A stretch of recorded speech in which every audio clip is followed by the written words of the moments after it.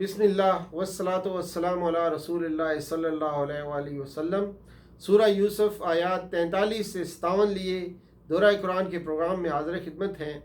ارشاد باری تعالیٰ ہے، اعوذ باللہ من الشیطان الرجیم، بسم اللہ الرحمن الرحیم۔ وقال الملك إني أرى 7 بقرات سمان يأكلهن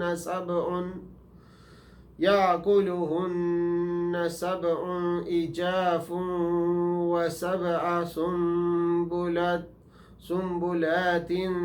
سنبلات خضر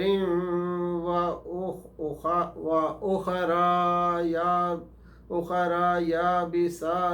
يابسات يا أيها الملأ أفتوني في رؤياي إن كنتم للرؤيا تعبرون۔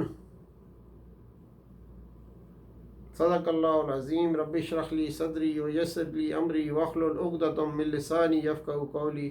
اللہم ارنا الحق حقا وارزقنا اتباعہ وارنا الباطل باطلا وارزقنا اجتنابہ، آمین یا رب العالمین۔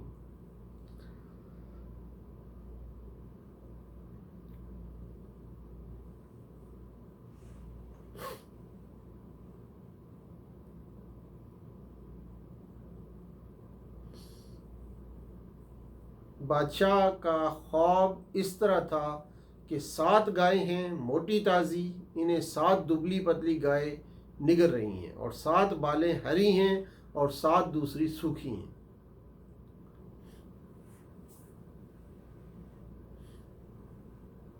پھر اس کے بعد 1 سال آئے گا جس میں باران رحمت سے لوگوں کی فریاد رسی کی جائے گی اور وہ رس نچوڑیں گے،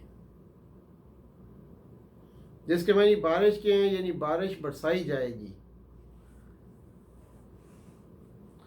فیہ یغاث الناس وفیہ یاسرون، اسرن مصدر سے ہے جس کے معنی نچوڑنا، یعنی وہ اس سے رس نچوڑیں گے۔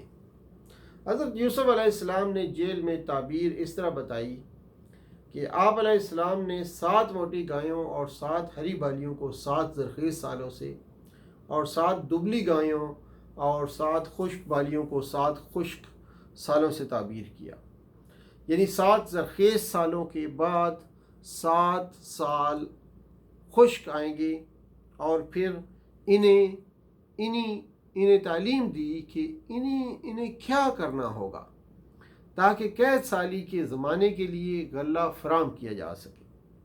اس کے بعد انہیں خوشخبری دی کہ 7 خوش سالوں کے بعد خوب بارش ہوگی، اللہ کی رحمت کا نزول ہوگا، اور ملک میں پھل، انگور، زیتون اور دودھ وغیرہ کی کثرت ہوگی۔ اب یوسف علیہ السلام کی زندگی کا نیا دور شروع ہوتا ہے۔ آپ جیل سے بھی نکل کر آتے ہیں، بلکہ عملاً مصر کے فرما روا اور بلا شرکت غیر حکمران بن جاتے ہیں۔ آپ کی اقتصادی پالیسی قید کے زمانے میں بھی اس حد تک کامیاب ہوتی ہے کہ نہ صرف خود اپنے ملک کے اندر کی ضروریات بلکہ پوری کرتے ہیں، بلکہ باہر کے ممالک کی بھی مدد فرماتے ہیں۔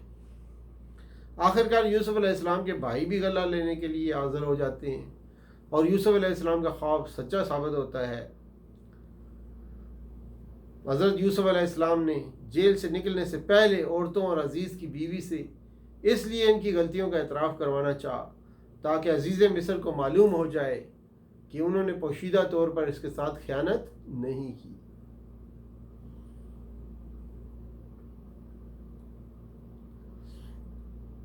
تو یہ تھا آج کی چند آیات کا پیغام جو کہ آپ کی خدمت میں پیش کیا۔ اسی کے ساتھ وآخر دعوانا ان الحمد للہ رب العالمین، والسلام علیکم ورحمۃ اللہ وبرکاتہ۔